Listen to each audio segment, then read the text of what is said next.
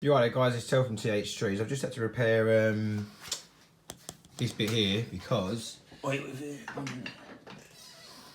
if you see there, hang on a second, there's a little noggin or little sort of bump that comes out of there, a little cylinder, a peg if you like, that locks onto the other part of the body. Well, it broke off, so these two bits here, which actually, no, it is this side, yeah, these two bits here, the body was moving and this part of the shaft weren't moving, so it was broke.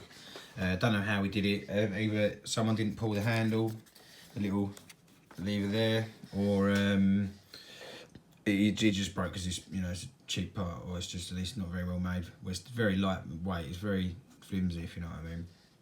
Anyway, how to do this? Basically, when you start doing this, yeah, you take off your cover with your 3 bolts. You then got your, I guess this is like carrier or something, but basically it's like a bracket. So you undo the, what I did is I undone the bolts there, them two there, this one here, and then you undo that one there, then the cutter edge can disappear, put that to one side, then obviously take out all of your cogs and your, these bits here, like, I think they look like con rods to be fair. And then you've got a little C clip here. I like to go and buy these, I use these to do it. I had to, bear me 2 seconds, I had to cut these down, if you can see them, like in the middle there, so that they would fit in between.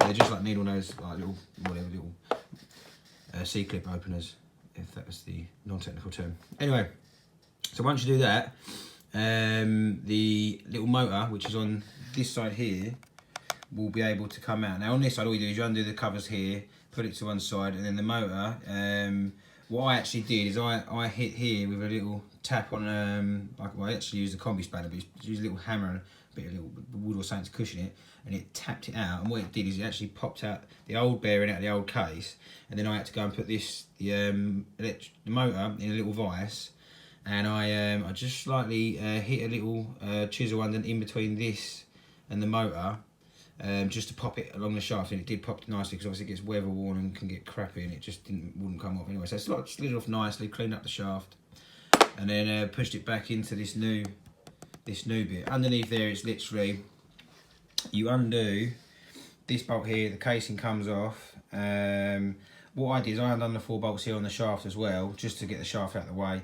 There's a little here underneath here. There's like it's like a brake cable type thing that goes to the pin that pulls a little bolt thing that locks into these. Undo that, get that out, and then there's a cable in here. So I've got this the other way around. That comes off up the shaft, and then it wraps round and goes into the engine. Just all that can all come off loose. You've got 2 like brass type, I suppose, the mating surfaces on this side and this side, so they can spin. And then on this side you've got obviously this bit here that you have to unscrew here. So you unscrew that bit there. Obviously this stuff is pretty straightforward stuff.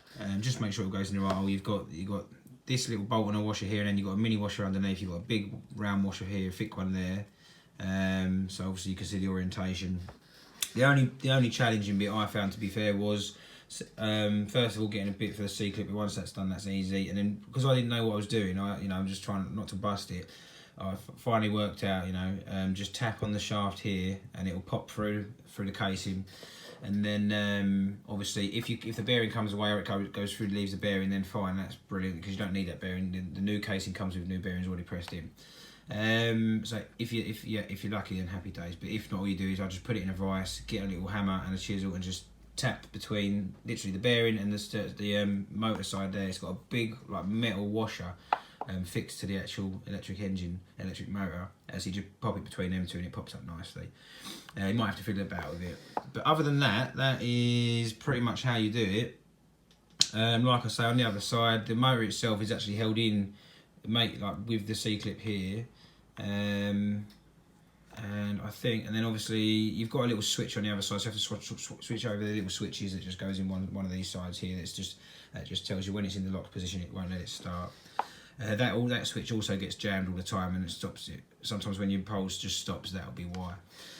I was going to do a complete, like, watch me go as I was doing it, but to be fair, it's such a pain in the arse. I just thought I had to just concentrate because I was getting grease everywhere. And I've got a major hangover, so it was proper hard work for me. But anyway, I feel good now.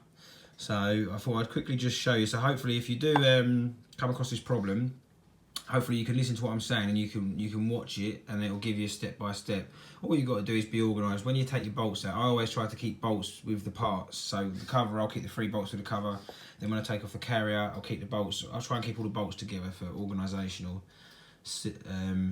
reasons. Other than that, you know, this under here, the big old cog there, obviously the drive shaft powers these two reciprocating like con rod connecting rods, I suppose, and then that just sits in a bearing mated into here. So there's a bearing mated underneath where the motor goes, and there's a bearing mated where the cog goes.